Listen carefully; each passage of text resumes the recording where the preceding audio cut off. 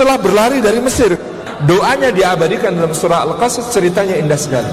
Rabbi inni lima anzalta ilayya min khairin faqir. Ya Allah, sungguh aku terhadap apapun yang kau turunkan di antara kebaikan, aku ini sangat memerlukan. Dapat apa?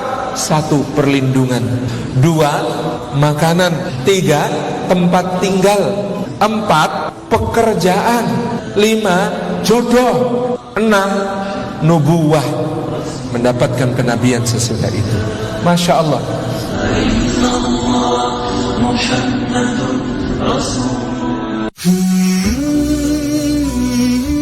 Kita akan ambil satu contoh hadis tentang khusyuk. Ma min mri'in muslimin tahduruhu salatun maktubatun fayuhsinu wudu'aha wa khusyu'aha wa ruku'aha illa kanat kaffaratan lima qablaha minadz-dzunubi ma lam yu'ti kabiratan wa dzalika dahra kullahu. Tidak seorang muslim pun didatangi sholat fardu, artinya datang kewajiban sholat fardu, lalu dia membaguskan, mengindahkan, mencantikkan, menyempurnakan wudhunya dan menyempurnakan khusyuknya dalam sholatnya, melainkan itu menjadi penebus dosa-dosanya yang terdahulu, selama dia tidak melakukan dosa besar, dan ini berlaku sepanjang masa. Allahu Akbar. Jadi seandainya keutamaan sabar hanya mendapatkan kebersamaan dengan Allah saja, maka ini sudah sangat cukup bagi seorang hamba dalam mendapatkan keutamaan. Jadi sebetulnya begini, apa sih tujuan tertinggi? Ya, apa sih tujuan tertinggi kenapa kita meminta kepada Allah dengan sabar dan sholat? Kenapa? Untuk merasakan kebersamaan, untuk mendapatkan kebersamaan diri dengan Allah Subhanahu wa Ta'ala. Kenapa? Kalau itu yang terjadi, maka Allah akan tolong kita, Allah akan kuatkan kita, Allah akan mampukan kita. Itu loh sebetulnya tujuan tertinggi kenapa kita memohon pertolongan kepada Allah dengan sabar dan sholat. Misalnya apa ya? Ya misalnya qiyamul lail. Qiyamul lailnya yang panjang, rukuknya panjang, sujudnya. Apalagi di musim dingin nih, misalnya yang di Turki, yang di luar negeri. Untuk bisa berpanjang-panjang salat di suasana dingin seperti ini, sempurna wudhunya, sempurna rukunya, sempurna sujudnya, ya nggak akan terjadi tanpa pertolongan Allah Subhanahu wa Ta'ala.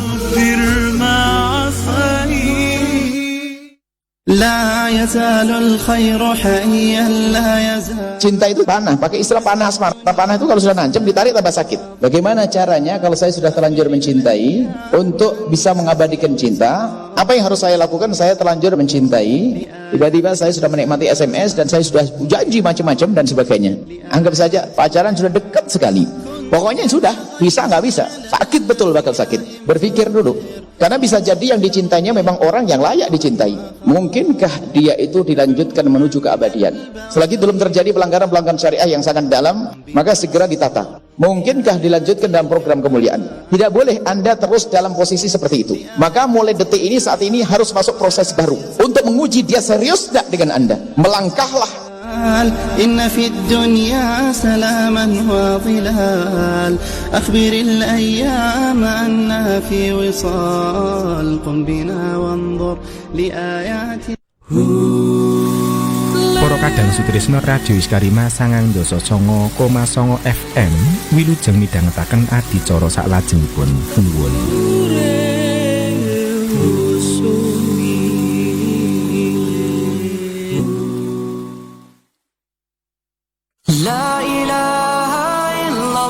Kewajiban menuntut ilmu itu dari lahir sampai mati. Sahabat Quran, mari tambah keilmuan kita. Ikuti program Safinatun Najah, sebuah program yang akan membahas kitab Safinatun Najah. Dari situ kita katakan bahwa yang namanya hal-hal yang sudah diciptakan oleh Allah untuk manusia, jadi tujuan memang diserahkan kepada mereka, ya berarti boleh bagi mereka untuk bersama Ustadz Wahyu Dwi Prasetyoasi yang akan membahas tentang masalah pokok-pokok ibadah dalam program acara kajian kitab Safinatun Najah setiap hari Selasa mulai jam 4 sore hanya di 99.9 FM Radio Iskarima. Sahabat Anda belajar. Anda bisa bergabung bersama kami di 0271 698 0010. Jangan sampai terlewatkan. Simak terus Radio Iskarima di frekuensi 99.9 FM. Live streaming di radio.iskarima.com atau unduh langsung aplikasi Radio Iskarima yang tersedia di Play Store dan juga App Store.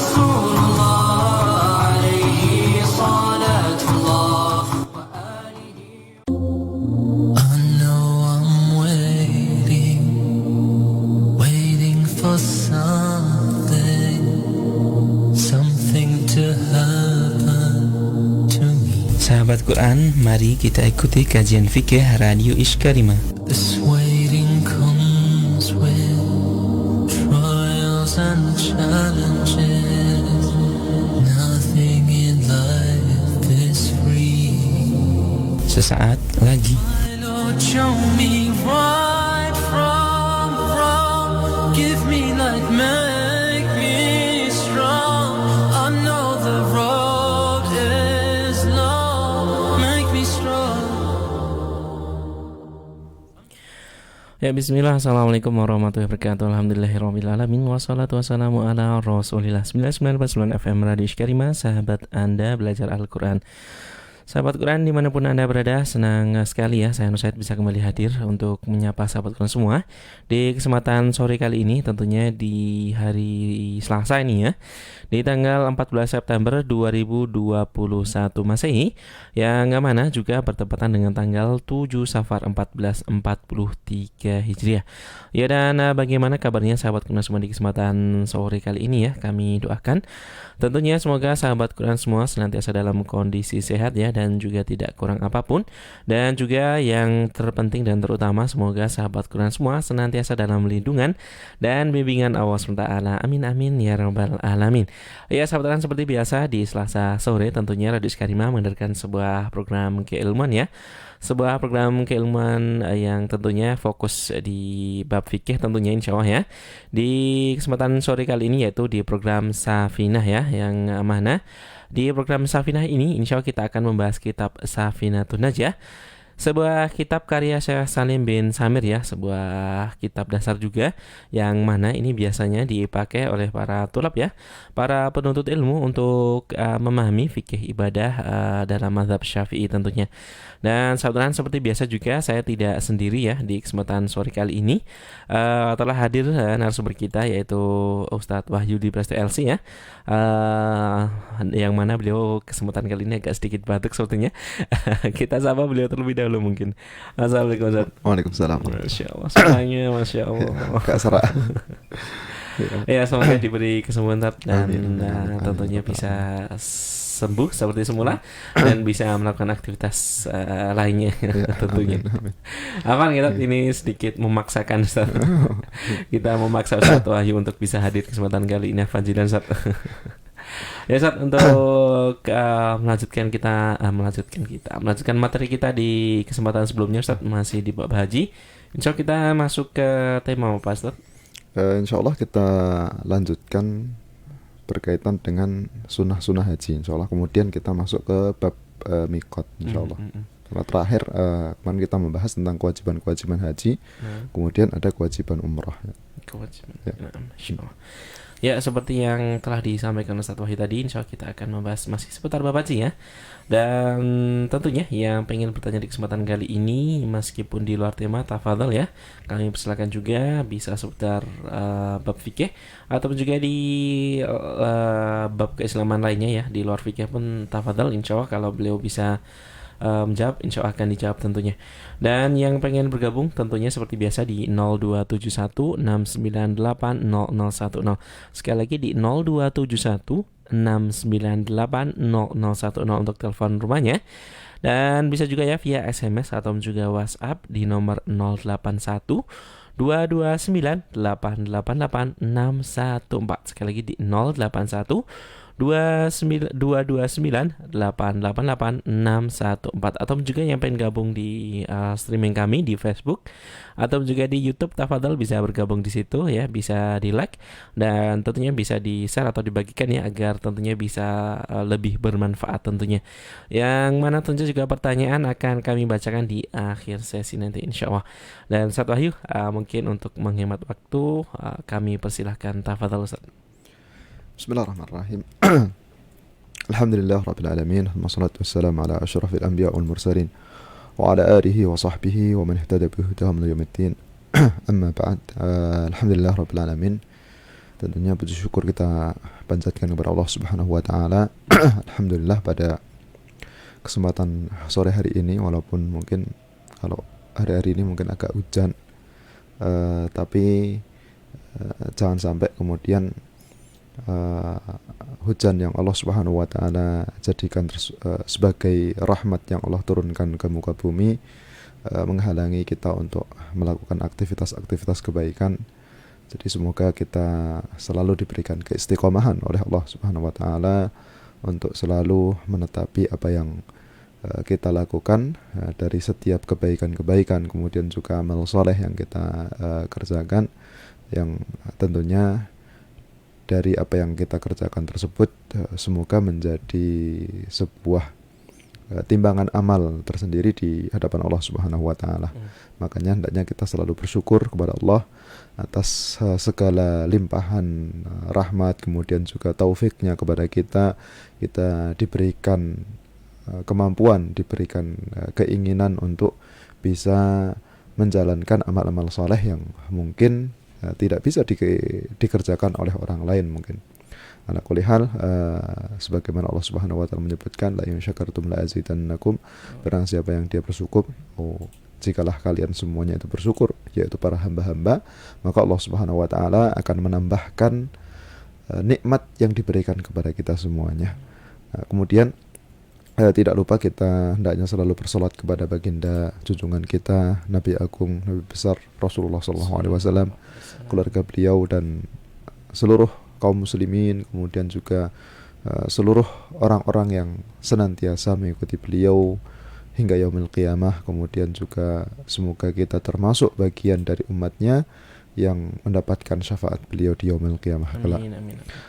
Alhamdulillah para pendengar dan sahabat Quran dimanapun berada, terakhir kita telah membahas berkaitan dengan kewajiban-kewajiban yang ada dalam haji.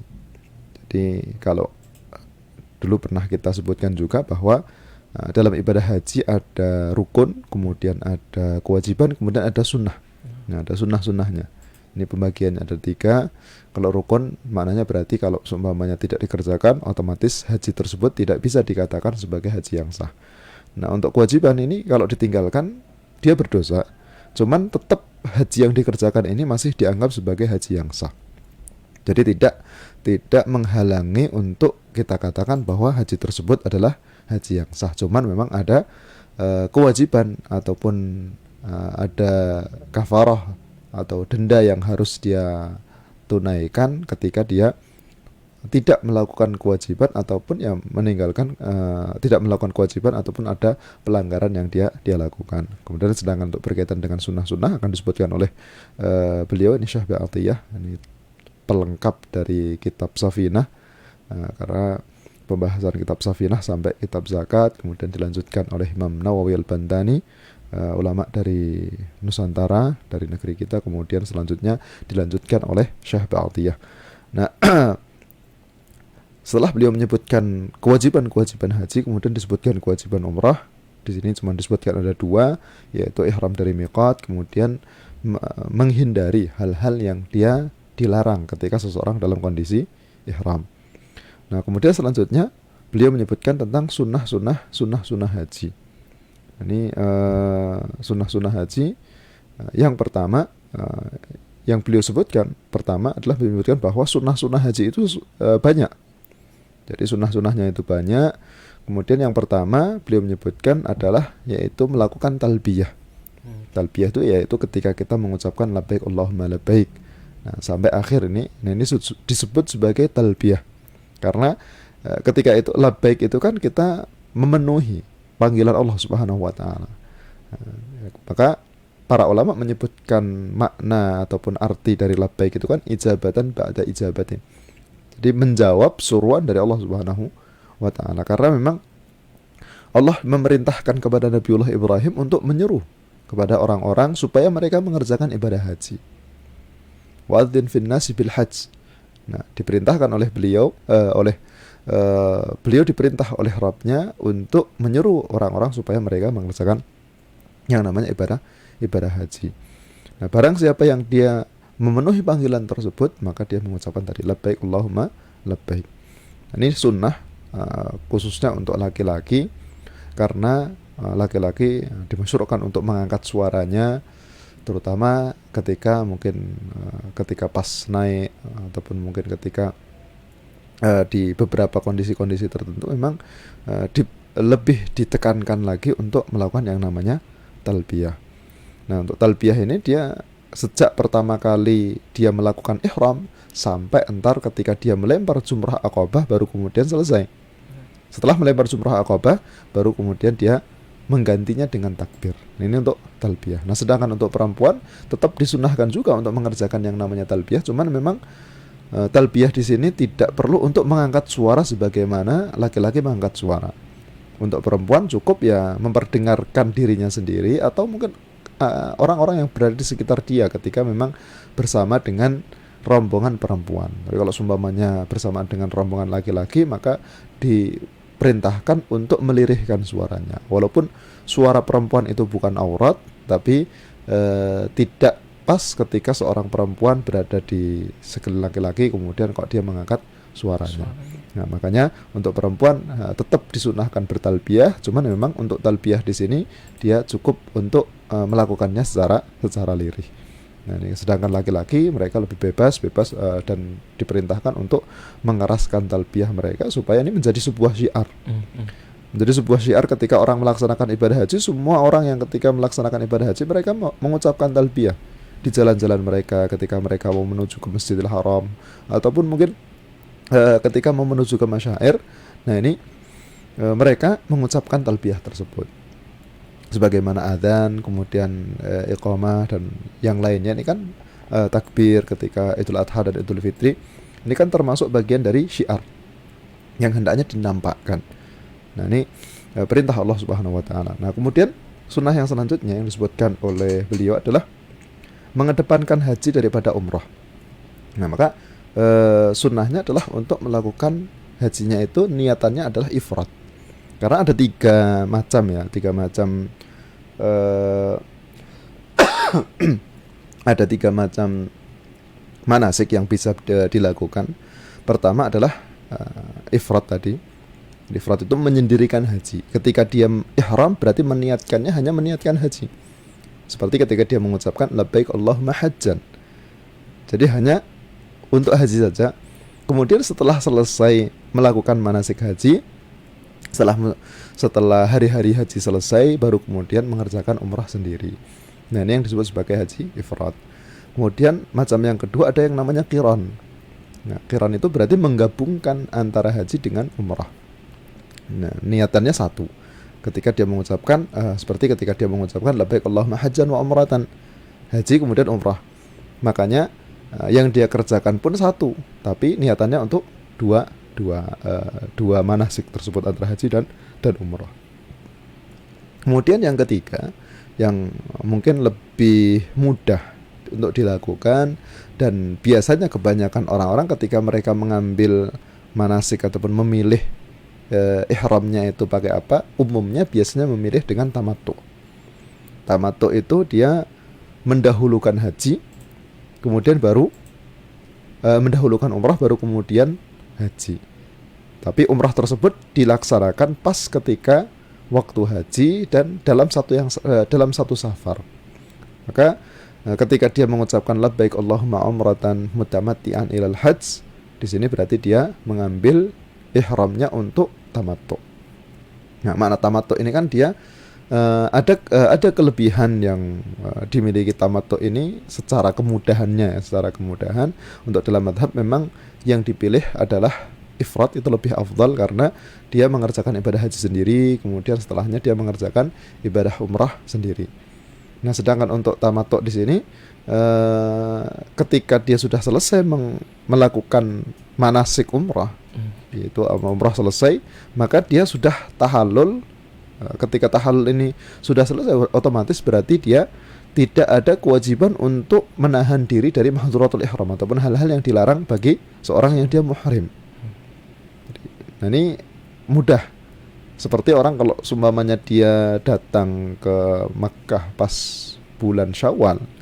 Ini kan masih panjang, ini cukup panjang antara bulan Syawal dengan Dzulhijjah, masih ada 1 bulanan.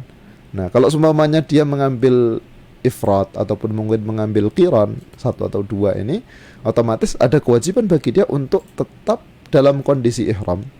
Jadi harus menjauhi mahdhuratul ihram, larangan-larangan bagi orang yang muhrim dari sejak awal dia meniatkan haji sampai entar tahallul, yaitu tanggal 10 Dzulhijjah. Otomatis kadang akan memberatkan bagi kebanyakan orang kalau seumpamanya dia harus menunggu dalam jangka waktu yang lama. Tapi kalau seumpamanya mungkin waktunya itu tidak terlalu lama, 3 hari, 4 hari, seminggu, itu pasti memungkinkan. Tapi kalau semuanya 1 bulan dia harus dalam kondisi ihram, menjauhi hal-hal yang dilarang bagi orang yang muhrim, ini akan banyak dari kalangan orang-orang itu merasa berat. Makanya dalam syariat pun ada pilihan 3 tadi. Nah, kalau paling mudah kita bisa mengambil yang namanya tamattu tadi. Tamattu ini lebih mudah karena setelah selesai dia melakukan manasik umrah baru kemudian dia halal. Tidak ada kewajiban sama sekali untuk meninggalkan mahdhuratul ihram, pakai minyak wangi tidak masalah, bahkan kemudian untuk berhubungan pun tidak masalah. Nah, sampai entar masuk hari-hari haji, yaitu biasanya tanggal 8 Dzulhijjah. Ketika sudah tanggal 8 Dzulhijjah dia akan meniatkan untuk melakukan haji. Jadi ihram haji lagi baru kemudian dia tahallul pada tanggal 10. Nah, ini termasuk bagian dari sunnah, yaitu mengedepankan haji atas umrah. Kemudian yang selanjutnya termasuk sunnah juga, yaitu tawaful qudum. Tawaful qudum. Nah, tawaful qudum ini bagi yang dia mengerjakannya adalah ifrad dengan qiran. Karena kalau yang dia mengerjakan ibadah hajinya itu dengan tamattu, otomatis tawaf yang akan dia kerjakan ini adalah tawaf umrah. Dan tawaf umrah ini cukup untuk sebagai pengganti tawaf qudum. Nah, tawaf qudum ini istilahnya diibaratkan kalau kita masuk masjid itu kan ada tahiyatul masjid. Begitu juga ketika ada orang yang dia datang ke Makkah, maka hendaknya dia melakukan tawaf ketika pertama kali dia datang. Nah, bagi yang dia melakukan ibadah hajinya itu tamattu tadi, tawaf yang akan dikerjakan pertama kali adalah tawaf untuk umrah, baru kemudian sa'i-sa'inya umrah, kemudian tahallul, selesai umrah. Tapi yang dia mengerjakan ibadah hajinya itu dengan qiran ataupun dengan ifrad, maka yang dikerjakan adalah tawaf qudum. Nah, ini yang disebutkan oleh beliau ini. Tawaf secara pelaksanaan sama sebagaimana tawaf-tawaf yang lainnya. Ketika dia melakukan tawaf qudum ya 7 kali, kemudian syarat-syarat yang harus terpenuhi dalam melakukan tawaf seperti 7 kali, kemudian tadi menjadikan Ka'bah itu berada di sisi kiri dan seterusnya. Ini kan termasuk juga sesuatu yang harus dikerjakan. Kemudian sunnah selanjutnya yang disebutkan oleh beliau adalah 2 rakaat tawaf.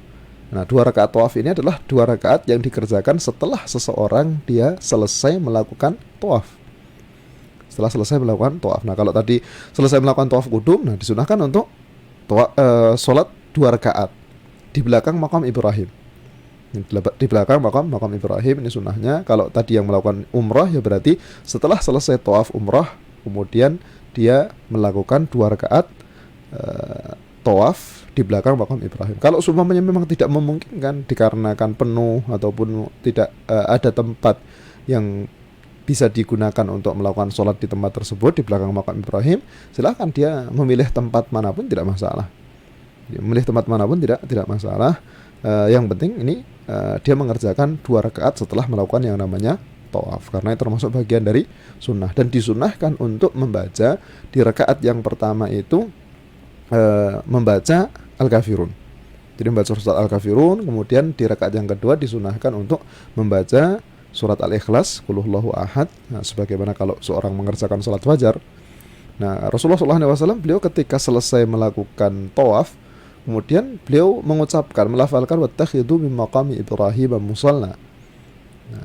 Karena Allah Subhanahu wa taala memerintahkan juga untuk orang-orang yang mereka itu mengerjakan haji mengambil maqam Ibrahim. Jadi mengambil maqam Ibrahim untuk dia mengerjakan sholat di belakang maqam Ibrahim tersebut. Ini maqam Ibrahim itu kan disebutkan bahwa dia adalah pijakan yang digunakan oleh Nabiullah Ibrahim ketika beliau membangun Ka'bah ketika itu. Nah, ini termasuk bagian dari sunnah. Kalaupun tidak dikerjakan tidak masalah, karena sebagaimana sebelumnya sudah kita sebutkan bahwa setiap sunnah-sunnah yang ada dalam ibadah itu kalau ditinggalkan secara sengaja tidak mempengaruhi sah atau tidaknya ibadah yang dikerjakan tersebut. Nah, kemudian selanjutnya adalah termasuk bagian dari sunnah juga adalah untuk memakai izar, sarung. Kalau sarung umumnya kalau kita menyebut sarung itu kan sarung yang dia berjahit dua sisinya, maknanya ya sarung yang melingkar. Nah, di sini yang disebut sebagai izar, sarung di sini adalah dia tidak melingkar. Kalau zaman dahulu mungkin lebih diistilahkan kayak jarik gitu ya. Jadi lebar seperti kain lembaran kemudian digunakan untuk sarung. Nah, ini termasuk bagian dari sunnah. Kemudian yang kedua adalah yaitu menggunakan rida penutup badan. Kalau sarung itu menutupi dari pinggang sampai bawah, kemudian yang menutupi bahu sampai badan ini disebut sebagai rida. Ini juga tidak bisa berjahit, walaupun cuma dijahit antara kedua sisinya tetap tidak boleh. Jadi harus dalam kondisi lembaran terbuka. Silahkan kemudian digunakan untuk menutupi badan. Nah, ini khusus untuk laki-laki. Nah, sunnahnya adalah tadi untuk memakainya warna putih. Kalaupun seumpamanya kok dia memakai warna selain dari putih tidak masalah. Tapi kan lebih afdalnya, lebih utamanya ketika seseorang dalam kondisi ihram yang memakai pakaian ihramnya adalah putih. Dan kalau kita beli pakaian ihram rata-rata ya mesti pakaian ihram itu biasanya putih, itu umum. Jarang sekali kalau semuanya ada pakaian ihram ya dijualnya dengan warna yang lain. Umumnya ya orang memakai pakaian ihram biasanya adalah kain yang dijual adalah kain lembaran putih. Nah, ini khusus untuk laki-laki. Untuk perempuan karena perempuan ini tidak diwajibkan harus memakai pakaian yang tidak berjahit. Jadi boleh bagi perempuan memakai pakaian yang berjahit, tapi tetap disunahkan bagi seorang perempuan juga hendaknya dia memakai pakaian yang putih menurut sebagian dari ulama yang menyatakan ya sama seperti hanya laki-laki. Karena tapi umumnya biasanya pemakaian untuk pakaian perempuan adalah dipilih yang dia gelap. Apalagi kalau semua di daerah di Saudi, kemudian daerah di negeri-negeri Arab sekitarnya, biasanya untuk pakaian perempuan dia adalah pakaian yang gelap. Tapi ala kulli hal untuk laki-laki memang disunahkan untuk memakai pakaian putih, sarung, kemudian ridanya, izar sama ridanya ini memakai pakaian yang putih. Ini sunnah-sunnah haji yang disebutkan oleh beliau. Nah, kemudian selanjutnya beliau menyebutkan berkaitan dengan miqat. Miqat haji dan miqat umrah. Nah, miqat ini ada dua. Ada miqat zamani, kemudian ada miqat makani. Jadi miqat zamani, kemudian ada miqat makani. Nah, disebutkan yang pertama adalah miqat zamani. Untuk umrah itu setiap waktu. Tidak ada batasan waktu khusus. Dia kalau semua mau mengerjakan umrah kapanpun bisa, silahkan. Tidak masalah kalau mau dia mengerjakan umrah pada bulan Muharram, pada bulan Ramadan, kemudian pada bulan Syawal dan seterusnya, tidak masalah. Tapi memang paling afdalnya kalau seumpamanya seseorang dia mau mengerjakan umrah, yaitu umrah pada bulan Ramadan, sebagaimana diriwayatkan dari Rasulullah SAW. Beliau menyebutkan al-umratu fi Ramadan ka hajjatin ma'i. Jadi barang siapa yang dia umrah pada bulan Ramadan itu seakan-akan dia itu berhaji ataupun melakukan ibadah haji bersama Rasulullah SAW. Nah, jadi tidak ada batasan waktu tertentu. Silahkan orang mau mengerjakan umrah kapanpun, entah siang, malam, kemudian bulannya apa, harinya apa, tidak ada batasannya, boleh kapanpun. Nah, sedangkan untuk haji ini ada batasan waktunya. Maka untuk haji dia ada bulan-bulan khusus yang seseorang kalau mau mengerjakan ibadah haji ya tidak boleh mengerjakannya kecuali pada bulan-bulan tersebut. Nah, apa saja? Beliau menyebutkan pertama adalah bulan Syawal. Kemudian yang kedua adalah bulan Dzulqa'dah, yang selanjutnya yaitu 10 awal dari bulan Dzulhijjah. Nah, ini yang masuk dalam kategori bulan haji. Kalau seumpamanya ada orang kok dia meniatkan untuk melakukan ibadah haji ataupun ihram meniatkan untuk masuk ke manasik haji pada bulan Ramadan nggak bisa, karena niatan untuk masuk ke manasik ini ya ataupun ihram ini ya harus dilakukan ketika pas sudah masuk waktunya, sebagaimana kalau seumpamanya kita mengerjakan sholat.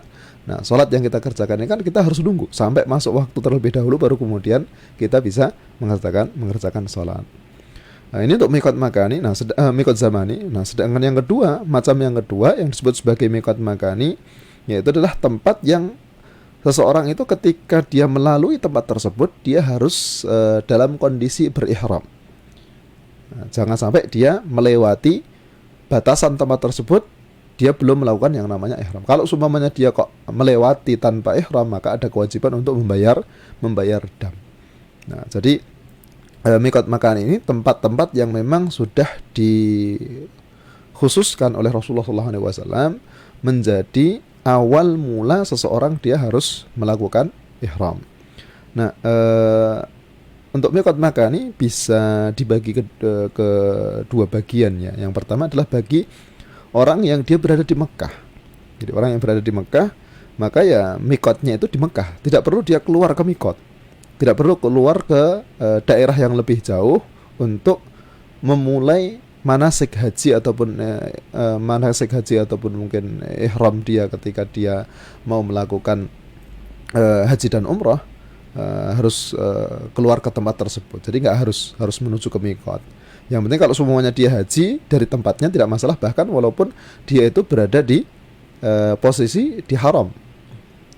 Nah, berbeda kalau seumpamanya umrah. Nah, kalau umrah dia harus menuju ke tempat yang tempat yang halal terlebih dahulu, baru kemudian dia bisa melakukan yang namanya umrah. Tapi kalau haji bebas, silahkan walaupun dia berada di samping Masjidil Haram, ketika dia melakukan ibadah haji, tinggal dia meniatkan ihramnya tersebut dari tempat yang dia miliki. Ini kalau seumpamanya orang yang dia tinggal di Mekah. Nah, kemudian untuk minimal hil bagi orang yang ingin kemudian wa'adnal hil lil umrah. Nah, sedangkan untuk orang yang dia mau melakukan umrah, minimalnya dia harus keluar ke hil, ke daerah tempat yang tidak masuk dalam batasan haram Makki, yaitu disebut sebagai tempat hil ataupun tempat yang dia halal. Haram itu kan karena memang di dalam tempat tersebut diharamkan untuk nggak boleh berburu, kemudian pohon-pohon yang dia itu tumbuh tidak boleh dipotong, kemudian nggak boleh dicabut dan seterusnya. Ada hukum-hukum khusus ketika seseorang berada di haram, batasan haram. Sedangkan untuk umrah dia harus menuju ke hil, bisa ke Tan'im ataupun mungkin bisa ke hil yang lainnya yang biasanya kalau sekarang mungkin umumnya masyhurnya biasanya ke Masjid Aisyah itu, karena dahulu Bunda Aisyah radhiyallahu taala anha ketika beliau melakukan ibadah haji, melihat orang-orang mereka melakukan ibadah haji dan umrah, akhirnya beliau ketika itu karena dalam kondisi berhalangan, akhirnya beliau hanya melaksanakan ibadah haji, belum bisa melaksanakan ibadah umrah, maka minta izin kepada Rasulullah SAW untuk bisa melakukan ibadah umrah. Akhirnya diantar oleh saudaranya untuk melakukan ibadah umrah, jadi ihram dari hil yang paling dekat, maka sekarang disebut sebagai Masjid Aisyah. Nah, kemudian bagi orang yang tidak tinggal di Makkah, orang yang dia tidak tinggal di Makkah, orang yang dia tinggalnya di luar mikot, batasan dia tinggal di luar batasan mikot-mikot yang akan disebutkan oleh beliau juga, yang ini mikot tersebut sudah dipatok oleh Rasulullah SAW, maka kewajiban bagi dia adalah untuk ihram dari mikot-mikot yang sudah ditentukan. Kalau seumpamanya dia melewati mikot tersebut kok ternyata belum melakukan ibadah, belum melakukan ihram, ya otomatis ada kewajiban untuk membayar dam. Kecuali kalau seumpamanya dia kembali lagi ke mikot tersebut, kemudian dia melakukan ihram, tidak masalah, tidak perlu untuk membayar dam. Tapi kalau seumpamanya ternyata kok dia melewati begitu saja tanpa melakukan ihram, ya berarti ada kewajiban untuk membayar dam. Nah, ini mikot-mikotnya disebutkan oleh beliau untuk penduduk Tihamah, kemudian Yaman. Nah, ini mikotnya adalah Yalamlam. Ini sama seperti mikot bagi penduduk Indonesia. Ini aslinya untuk mikotnya kalau orang mengerjakan ibadah haji itu lewat darat, maka mikotnya kalau hitungan lurusnya itu adalah memulainya itu dari Yalamlam. Yalamlam sekarang ini disebutnya Sa'diyah. Ya, sekarang ada masjid di sana, kemudian cukup besar, seorang bisa mandi, kemudian bersih-bersih, setelahnya bisa melakukan ihram. Nah, ini miqat bagi penduduk Tihamah, Yaman, Indonesia dan yang sekitarnya. Kemudian bagi penduduk Najd, maka miqat yang ditetapkan adalah Qarnul Manazil. Ini Qarnul Manazil, ini miqat yang ditetapkan bagi penduduk Najd. Nah, kemudian untuk penduduk Irak, kemudian penduduk Khurasan, orang daerah Afghanistan dan sekitarnya, kemudian juga bagi penduduk Masyrik, daerah orang-orang yang dari timur, miqatnya adalah Dzatu Irqin. Nah, ini miqat bagi mereka yang datang dari daerah timur. Kemudian selanjutnya bagi penduduk Syam, ini dari Syria dan sekitarnya, Libanon, kemudian bagi penduduk Mesir, kemudian penduduk Maghrib, Maroko dan Maghribi dan seterusnya, ini untuk miqat yang ditetapkan oleh Rasulullah SAW bagi mereka adalah Juhfah. Ini Juhfah. Jadi kalau melewati Juhfah maka mereka harus melakukan ihram. Kemudian bagi penduduk Madinah itu adalah Dzulhulaifah. Ini yang biasanya mungkin seringnya jamaah haji dari Indonesia ketika mereka melaksanakan ibadah haji, karena mengambilnya kan biasanya mengambil ihram dari miqat yang terakhir. Jadi mengambil ketika dia pakai pesawat kemudian melewati Yalamlam karena akan langsung menuju ke Madinah. Nah, biasanya ntar akan mengambil miqat bagi penduduk Madinah. Maka untuk miqat penduduk Madinah disebut oleh Rasulullah SAW Dzulhulaifah, dan miqat ini yang paling jauh dari miqat-miqat yang lainnya.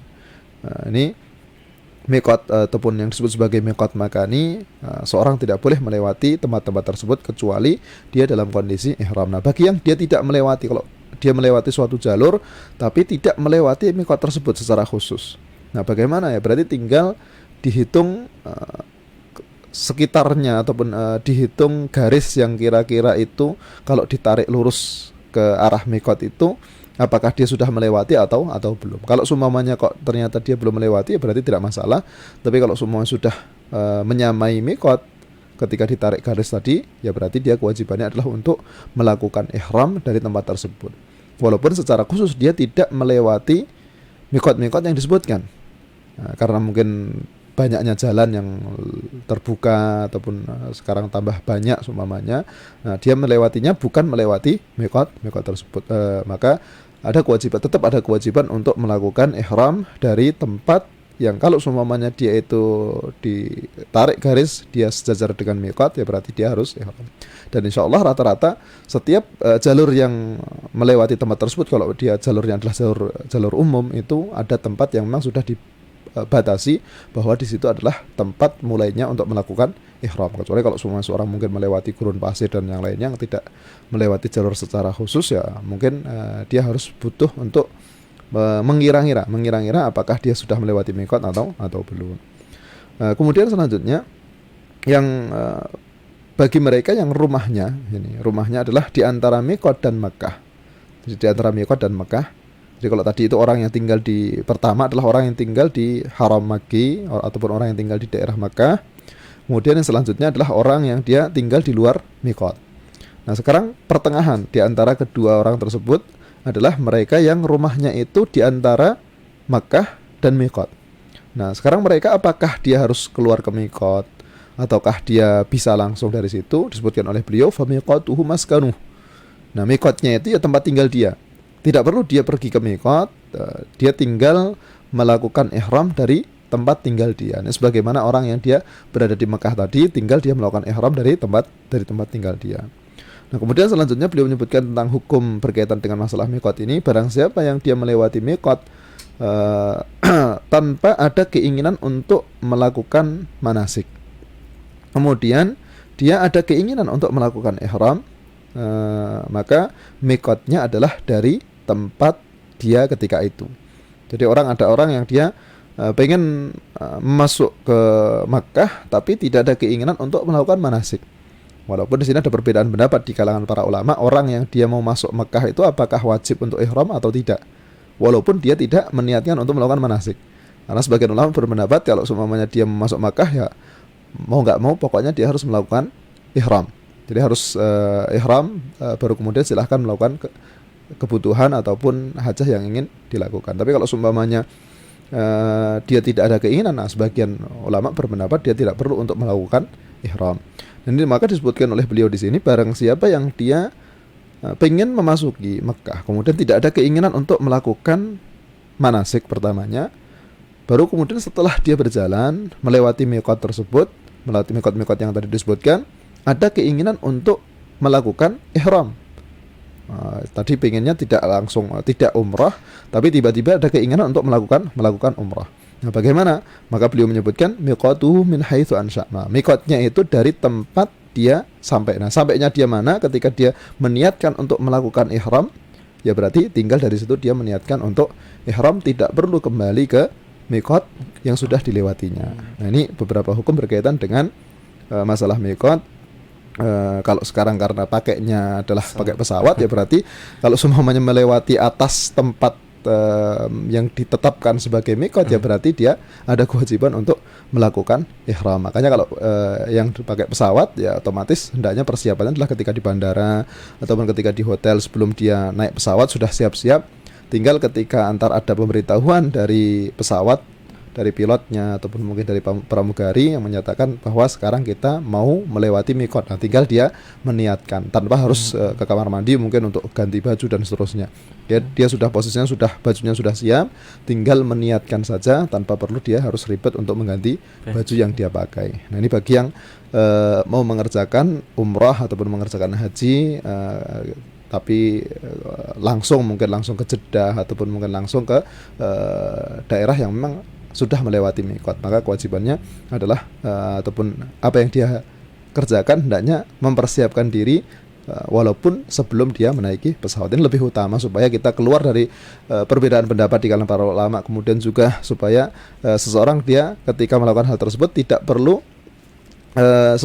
dia tidak melewati miqat padahal dia belum melakukan ihram. Tapi kalau semuanya sudah siap, ya tinggal meniatkan untuk ihram saja tanpa ada kesusahan ataupun keribetan berkaitan dengan masalah ganti baju dan seterusnya. Karena posisi di pesawat tidak sebagaimana kalau seumpamanya seseorang dia berada di daratan yang lebih mudah bagi dia untuk berhenti dan seterusnya. Nah, ini mungkin yang kita bahas pada kesempatan kali ini. InsyaAllah akan kita lanjutkan di kesempatan yang akan datang berkaitan dengan macam-macam tadi, walaupun tadi sudah kita sebutkan, insyaallah kita ulangi sekilas di kesempatan yang akan datang berkaitan dengan macam-macam niatan ketika seseorang dia mau melakukan ihram. Ini mungkin jazakumullahu khairan katsiran, wassallallahu sayyidina Muhammadin wa ala alihi wa sahbihi wasallam. Ya, Masya Allah, jazakumullah khair atas waktu dan ilmunya Ustaz sudah berkenan hadir di kesempatan kali ini. Ya, dan saudara, kita akan break sejenak dan setelahnya insya Allah nanti kita akan bacakan pertanyaan dari sahabat kalian semua. Dan tentunya jangan kemana-mana, tetap satu bersama kami di 99.9 FM Radio Iskarima, sahabat Anda belajar Al-Quran. فبأي آلاء ربكما تكذبان إذاعة إشكالمة.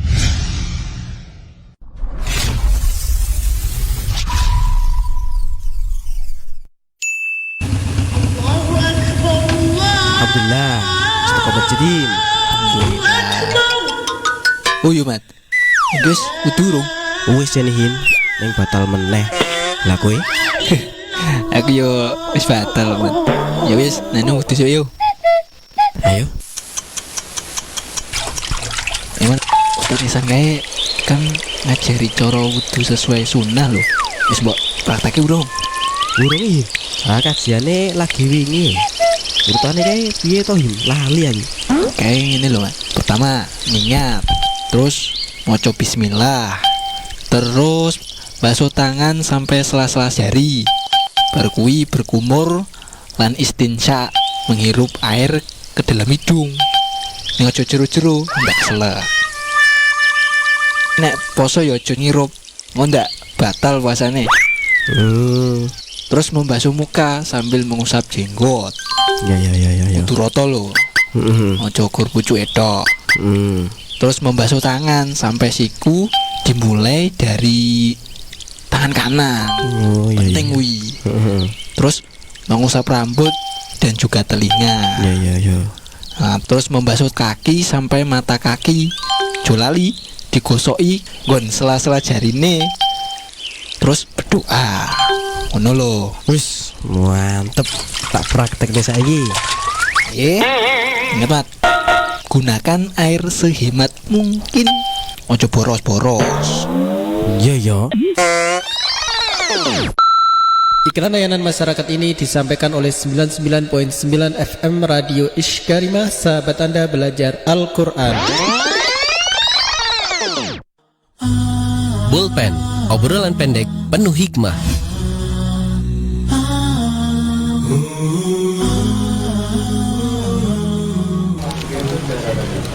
Wih, Pak Aryo, Masya Allah, HP-nya baru ya? Bisa aja. Nih HP second, Mas. Kenapa nggak beli HP baru aja, Pak? Tuh, bisa beli kredit loh. Enggak, Mas. Uangnya cuma cukup buat beli ini, Mas. Tapi alhamdulillah, yang penting bisa dipakai. Bener itu Pak Aryo. Assalamualaikum, Mas. Waalaikumsalam, Pak. Mau kemana, Pak? Tuh, main pakai motor. Ini mau ke pasar, Mas Boim. Wih, baru lagi ya, Pak? Enggak kok, Kang Udin. Ini beli dari saudara kok. Masya Allah. Mas, mau kemana? Saya antri yuk. Pas banget Kang Udin. Ada Pak Aryo tuh. Iya, bener boleh, Pak. Iya, Kang. Ayo masuk. Pak Aryo ini ya, usahanya lancar terus. Iya nggak, Kang? Iya, Tahun kemarin aja beli HP, terus motor, dan alhamdulillah sekarang udah punya mobil. Masya Allah. Alhamdulillah Mas Boim bisa beli mobil meski cuma second, yang penting kan halal. Mampunya segitu daripada beli barang baru tapi dengan cara utang riba. Bener juga Pak Aryo. Iya Pak Aryo, bener itu. Apalagi hanya demi gengsi. Naudzubillah, Mas. Wih, Masya Allah, bener juga Pak Aryo. Sahabat Quran, mau kayak Pak Aryo? Yuk beli barang sesuai kemampuan kita. Kalau belum mampu, sabar dulu ya. Dan jangan lupa nabung, nggak perlu maksa buat nyari kreditan, apalagi utang bank. Tahu kan, utang riba ngeri banget. Rasulullah Shallallahu Alaihi Wasallam melaknat pemakan riba, orang yang memberi makan dengan riba, pencatat riba, dan 2 orang saksinya. Beliau mengatakan mereka semua itu sama. Hadis riwayat Muslim. Bullpen, obrolan pendek penuh hikmah.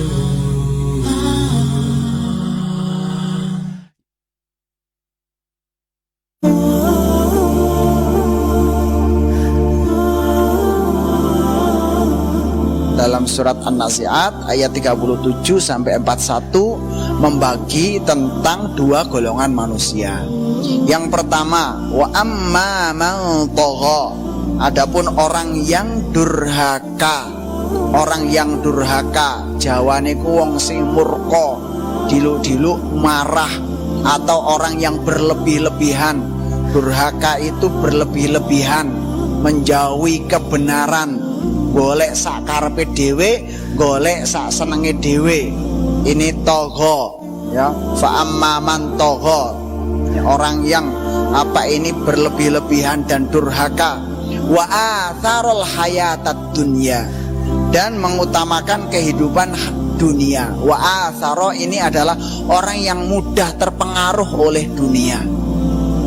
Fa innal jahima hiyal ma'wa, maka neraka jahimlah tempatnya. Wa amma man khafa maqama rabbih, adapun orang yang takut terhadap kebesaran Rabbnya, kebesaran Allah, wa nahan nafsa, dan menahan hawa nafsunya. Yang satu togo itu melepas hawa nafsunya, sapole dipol-polke syahwate. Yang satu wa nahan nafsa, syahwatnya diimpet. Fa innal jannata, sesungguhnya surga itulah hiyal ma'wa, letaknya bagi orang-orang yang bertakwa dan menahan hawa nafsunya. 2 ayat ini kelihatannya sederhana, tapi Bapak Ibu sekalian, kesimpulannya bahwa letak kesusahan, penyebab kita masuk neraka, wala'iyadzubillah, yang sesuatu yang bisa menyebabkan seseorang masuk neraka adalah nafsu. Yang menyebabkan kita masuk surga juga nafsu. Rasulullah Shallallahu Alaihi Wasallam bersabda, barang siapa yang bisa menahan di antara dua gerahangnya dan di antara dua pahanya, maka dia masuk surga. Perwakilan dari nafsu adalah nafsu lidah dan nafsu, mohon maaf, nafsu kehormatan laki-laki atau kehormatan perempuan. Maka Rasulullah Shallallahu Alaihi Wasallam bersabda, cukuplah seseorang itu yang bisa menahan di antara dua lidahnya, baik itu dari namimah, ghibah, tajassus, kata kotor, mengadu domba, atau makan makanan yang haram, dan bisa menahan dari kedua pahanya dari berzina, meletakkan sesuatu di tempat yang tidak halal, maka Rasulullah SAW bersabda, maka baginya adalah surga. Tentu manusia akan mudah terpeleset oleh dua hal ini, maka tidak ada jalan yang lain. Jalannya adalah muhasabah, selalu menghitung-hitung kesalahan dan segera bertobat kepada Allah Subhanahu wa taala.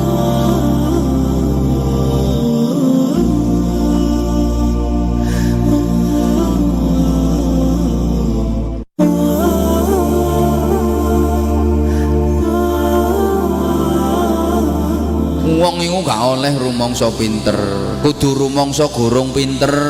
Mulane kula sampean diwulangi donga, Rabbi zidni ilma warzuqni fahma.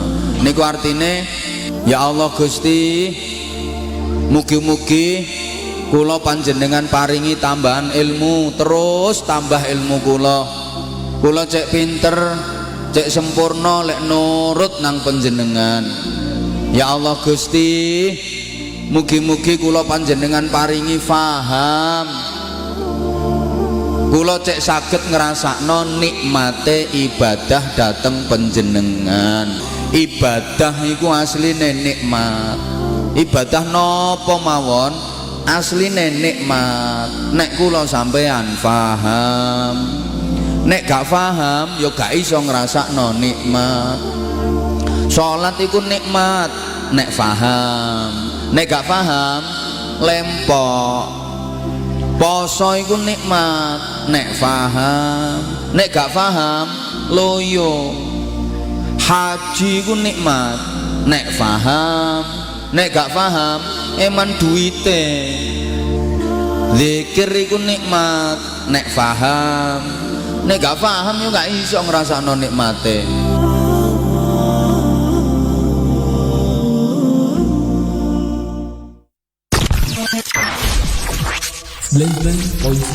FM Radio Iskari.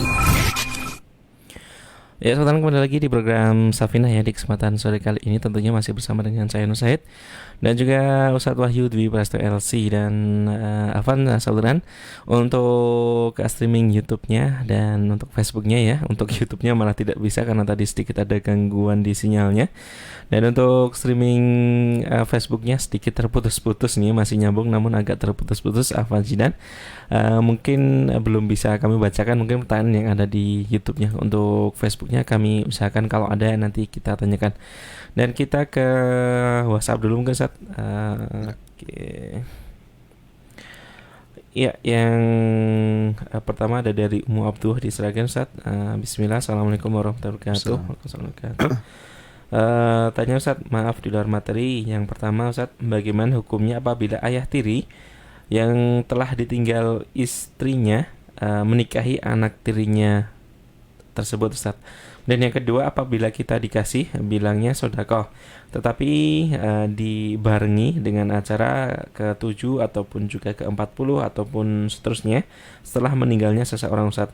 Kemudian pertanyaan ketiga, ada barang yang bukan sembelihan Ustaz lalu kita kasihkan ke orang lain, dan karena kita sendiri tidak srek seperti itu mengkonsumsinya, bagaimana itu Ustaz? Kita sendiri saja tidak srek tapi malah dikasihkan orang lain. Jazakumullah khairan. Bismillahirrahmanirrahim. Alhamdulillah rabbil alamin. Pertama berkaitan dengan ayah tiri menikahi anak kawan ataupun mungkin anak dari istrinya. Ini melihat apakah sang ayah tiri tadi ataupun ini laki-laki ini dia pernah berhubungan dengan ibunya. Kalau seumpamanya dia pernah berhubungan dengan ibunya, berarti anak tiri tersebut tidak boleh dinikahi. Karena ini kan masuknya dalam sebagaimana disebutkan oleh Allah dalam firman-Nya kan masuknya dalam robibah. Jadi anak yang dibawa oleh istri, ketika seorang dia sudah berhubungan dengan seorang perempuan, berarti anak yang dibawa oleh perempuan tersebut ini menjadi mahram bagi si laki-laki tersebut. Makanya tidak bisa dinikahi ini karena masuknya adalah mahram yang dia mu'abbad selamanya, tidak bisa beda kalau seumpamanya seperti ketika pengen menikahi saudari istri. Nah ini kan beda kasusnya. Tapi kalau seumpamanya anak ini tadi dia adalah si laki-laki tadi sudah berhubungan dengan sang ibunya, sang ibu, ya berarti dia tidak boleh menikahi anak tersebut. Nah, kecuali kalau seumpamanya belum ada hubungan sama sekali. Misal seumpamanya ada seorang laki-laki dia mengadakan akad dengan seorang perempuan, tiba-tiba kemudian dia menceraikan perempuan tersebut. Nah, ini berarti dia boleh setelah menceraikan kemudian dia menikahi anaknya, ini nggak masalah. Kenapa? Karena posisinya dia belum berkumpul dengan perempuan tersebut. Nah ini karena Allah Subhanahu Wa Taala menyebutkan kan kapan seseorang itu dia tidak boleh anak istri itu tidak boleh dinikahi, itu kalau semuanya dia sudah berhubungan dengan jadi patokannya melihat ke sini. Ini yang pertama. Kemudian yang kedua berkaitan dengan pemberian yang diberikan oleh orang lain yang dia mungkin menyebutkan bahwa ini sedekah, kemudian dipaskan di hari ke-7, kemudian 40 dan seterusnya. Bagaimana? Apakah kita terima atau tidak, seperti apa? Ya kita aslinya melihat kepada zahirnya saja. Ketika dia menyebutkan bahwa ini adalah sedekah, tidak masalah seseorang menerima sedekah tersebut. Karena memang menerima sedekah itu bukan sesuatu yang dilarang kan, bukan. Maka tidak masalah kalau semuanya dia menerimanya. Walaupun mungkin dia yang memberikan sedekah tersebut meniatkan untuk ini di hari ke-7, 40 dan seterusnya.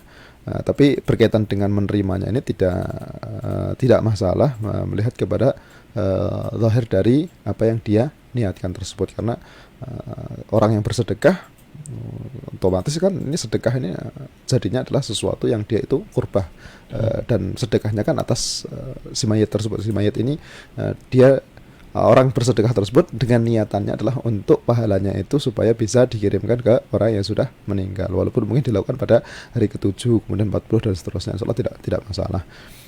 Walaupun kalau semuanya bisa dikasih masukan, kalau sedekah tidak harus kemudian hari ke-7, 40 dan seterusnya, bisa di hari-hari yang lain, mau di hari pertama, kedua, ketiga dan seterusnya, ataupun mungkin hari ke-20 dan seterusnya, tidak masalah. Dan ini lebih aman. Kalau memang bisa memberikan masukan, silakan diberikan masukan kepada orang yang memberi. Kemudian berkaitan dengan pemberian barang yang dia itu bukan sembelihan, tapi mungkin dia tidak sreg, atau mungkin malah berkaitan dengan yang sebelumnya ya. Nah, jadi ketika saat dikasih sesuatu barang dengan niatan tadi sedekah tadi, terus habis itu ini bukan sembelihan. Terus apakah kita itu bisa ngasihkan ke orang lain gitu? Padahal kalau kita sendiri mungkin tidak sreg, kalau mau dimakan nggak sreg ini, yaudah kasihkan ke orang lain. Bagaimana? Ya tidak masalah. Mau dikasihkan ke orang lain tidak masalah. Kalau kita menerima kemudian kita makan pun juga tidak masalah. Karena kalau ada orang melakukan sebuah peringatan tertentu, kemudian kita menyatakan oh ini peringatan ini tidak boleh dilakukan seumpamanya. Terus habis itu kita ketika kita yang dipermasalahkan itu adalah ketika kita menerimanya malahan. Bukan masalah makan dan tidak makannya. Kalau semua masalah makan dan tidak makannya ini kan kembali kepada zat makanan tersebut, apakah dia halal atau haram. Selama makanan tersebut itu dia halal, ya tidak masalah dimakan. Yang dipermasalahkan adalah kaitan dengan menerima atau menolaknya. Karena yang berpendapat bahwa makanan tersebut ditolak, tujuannya apa? Tujuannya supaya ini saya tidak setuju dengan acara yang kamu lakukan nih, makanya saya tidak mau menerima. Tapi di sini juga tetap melihat kepada maslahatnya. Apakah dengan tidak diterima tersebut malah justru mendatangkan madarat atau mendatangkan maslahat? Kalau ternyata malah mendatangkan madarat, seumpamanya malah justru kita tidak bisa memberikan masukan, seumpamanya, otomatis kan ya berarti lebih baik untuk diambil, tapi kita bisa memberikan masukan. Nah, ini kembalinya kepada maslahat dan madaratnya, ditimbang-timbang kira-kira, karena orang-orang pun berbeda-beda. Orang yang kita hadapi tentunya akan berbeda-beda, tidak setiap orang sama. Ada yang bisa dikasih kalau pokoknya saya nggak mau menerima ini loh. Akhirnya orang tersebut, ngapa kok pemberian saya kok tidak diterima? Akhirnya dia malah mungkin muhasabah umpamanya. Ini kan bisa dengan kita tidak menerima, kita memberikan masukan. Tapi di sisi lain kadang dalam kondisi tertentu dengan kita tidak menerima, malah kita tidak bisa memberikan masukan karena orang tersebut menjauh dari kita umpamanya. Kalau padahal tujuannya adalah supaya kita bisa memberikan masukan, supaya kita bisa istilahnya, kalau seumpamanya ternyata dia memiliki keyakinan yang tidak pas di hari-hari tersebut, kita bisa meluruskan keyakinan-keyakinan yang diyakini dan dia merasa bahwa keyakinan tersebut itu adalah keyakinan yang benar seumpamanya kan. Jadi tujuan utamanya adalah kita bisa memberikan masukan. Makanya silahkan dilihat mana yang lebih memberikan maslahat, apakah diterima atau tidak. Nah, sedangkan berkaitan dengan makan ataupun tidak dimakan, itu dikembalinya adalah kepada apakah makanan tersebut halal atau tidak halal. Kalau halal silahkan mau dimakan sendiri tidak masalah, ataupun diberikan kepada orang lain juga tidak masalah. Allah Ta'ala alam. Ya, Masya Allah, jazakumullah khair atas jawabannya Ustaz. Dan ini tadi untuk Ummu Abdullah yang ada di Seragen, jazakumullah, semoga bisa menjawab pertanyaan yang sudah disampaikan tadi. Kemudian ke pertanyaan berikutnya Ustaz, di WhatsApp juga, dan mungkin yang terakhir aja Ustaz, karena sudah jam 5 lebih dan juga kondisinya seperti ini. Ya, dan untuk sahabat kalian ketahui bersama, insya Allah di sekitaran studio saat ini sedang hujan deras ya. Jadi mungkin kita harus segera sudahi dulu karena masih ada beberapa hal yang harus Ustadz Wahyu kerjakan. Dan kalau terburu-buru kasihan beliaunya. Ya Ustadz, ke pertanyaan berikutnya Ustadz, ada Mas Julianto di Gemblak Ustadz. Assalamualaikum Ustadz warahmatullahi wabarakatuh. Saya Julianto di Gemblak Ustadz, izin bertanya, pas saya di tempat istri saya, seumpama adzan asar jam 3, pas jam 3 ada yang adzan Ustadz, dan di jam 4 sore ada masjid yang berbeda yang jaraknya kurang lebih dari 500 meter dari masjid yang pertama tadi, baru adzan Ustadz di jam 4 sore. Yang saya tanyakan Ustadz, apabila saya sholat asar di masjid yang pertama di waktu adzan jam 3, namun saya batal karena sesuatu hal, dan kemudian imam selesai salam dan selesai seperti itu, dan sudah tidak ada jamaah lain, bagaimana yang terbaik Ustadz yang saya lakukan? Apakah saya sholat sendiri di masjid itu atau menunggu jamaah yang adzan di jam 4 sore tadi Ustadz, dan waktunya masih lama Ustadz? Jazakumullah khair. Bismillahirrahmanirrahim. Dalam kondisi tersebut ya kita sholat sendiri tidak masalah. Kita tinggal setelah selesai, kemudian karena sholat jamaahnya sudah selesai, kita posisikan tadi kita sudah meniatkan ikut jamaah, tapi ternyata kemudian batal, ada udzur yang kemudian menjadikan kita ini tidak bisa menyempurnakan jamaah tersebut. Habis itu kemudian kita wudhu, setelah wudhu selesai, ternyata sholatnya selesai, sudah tinggal kita mengerjakan sholat sendiri. Setelah itu insya Allah kita sudah mendapatkan niatan untuk melakukan jamaah, karena kan dari awal kita sudah meniatkan untuk mengerjakan sholat jamaah tersebut. Tapi kalau seumpamanya kita berkenan juga untuk menunggu jamaah yang kedua seumpamanya, jamaah yang kedua ya tidak masalah dengan kita menunggu. Ini kan bisa menunggu di masjid.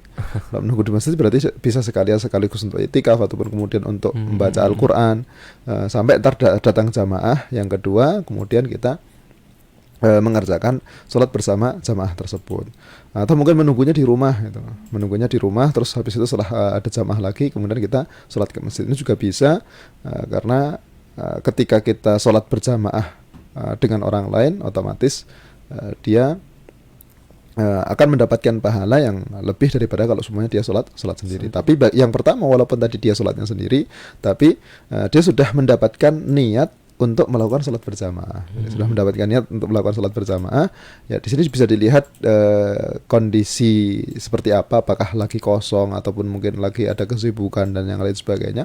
Kalau memang kosong terus menunggu jamaah yang kedua, ya ini termasuk bagian dari fadilah, karena kita menunggu sholat, kemudian habis itu kita juga mengerjakan sholat secara berjamaah. Dan kalau semua sholatnya pun jam 4 itu kan juga tidak terlalu jauh Maksudnya bukan sampai kemudian masuk ke dalam waktu yang dimakruhkan untuk mengerjakan sholat asar pada waktu tersebut. Beda kalau semuanya jamaah yang kedua mungkin dikerjakannya jam 5 ataupun mungkin jam 5:15. Nah ini maka ya kita hendaknya bersegera untuk mengerjakan sholat. Tapi kalau semua masih jam 4 ini kan masih waktu yang dia tidak terlalu jauh dari waktu asar, yang kalau yang pertama tadi masuknya jam 3, ini ada 1 jam.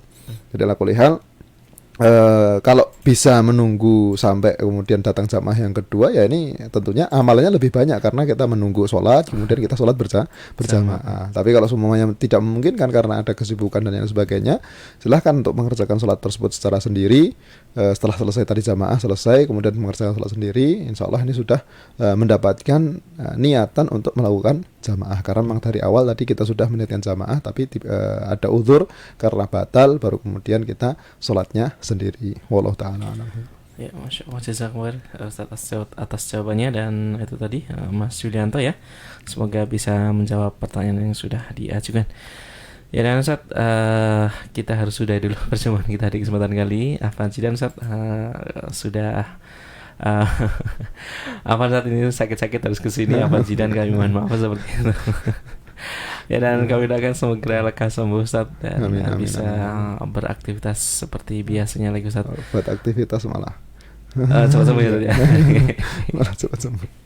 Ya, Masya Allah, jazakumullah Ustaz. Dan untuk sahabat semua yang sudah bergabung di kesempatan kali ini juga kami ucapkan jazakumullah khair bagi yang bertanya atau juga yang sekedar menyimak di kesempatan sore kali ini. Dan tentunya insya Allah di hari Selasa pekan depan masih ada tentunya di Kitab Safinah karena belum selesai Kitab Safinatun Najah ya, dan programnya tetap di Safinah insya Allah. Dan sekali lagi mohon maaf atas segala kekurangan dan kekhilafan. Kita tutup dengan hamdalah dan doa kafaratul majelis. Alhamdulillahirabbil alamin. Subhanakallahumma wa bihamdika asyhadu alla ilaha illa anta astaghfiruka wa atubu ilaik. Wassalamualaikum warahmatullahi wabarakatuh.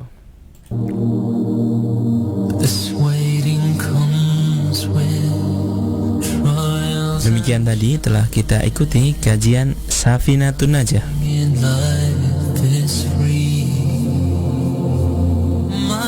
Semoga bermanfaat.